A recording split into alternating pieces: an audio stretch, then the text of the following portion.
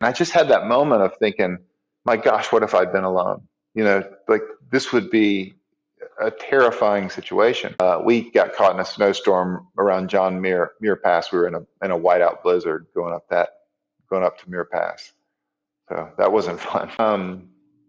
Airborne, who was a yo-yo our year and hiking right around us, came out. We saw him right after that storm, and he said it was the most afraid he's been. It was the scariest storm he's been in, and it was scary because it was sitting in between 30 and 40 for about a day and a half with that freezing rain, and so we were just soaked through. Everything was soaked through, and that last night was really bad, really cold. I can remember we kind of called it a little early that day, and we were just kind of piling into our wet tents. We actually had three tents, and so we made one of them the gear tent, the wet gear tent, and we just threw all our wet junk in there because we're like, there's no way this stuff's getting dry.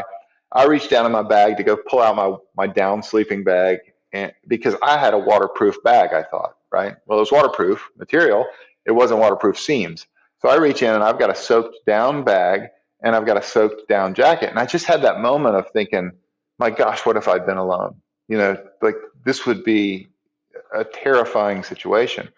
But my wife was upset and pretty panicked, and a friend who was hiking with us was more upset than I knew. And I found she told us later.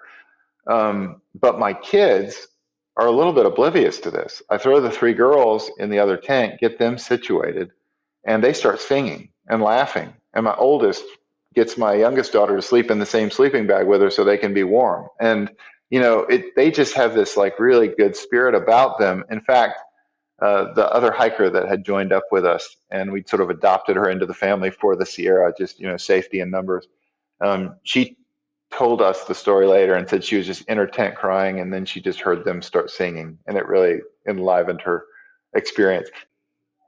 It was more of a realization of kind of gratefulness of being together and having that, that sort of mutual warmth, but also grateful for a tent and thinking, my gosh, there's a thin layer of sil nylon between me and death, and it's sure, like, and I can be confident in it. Like it's just amazing.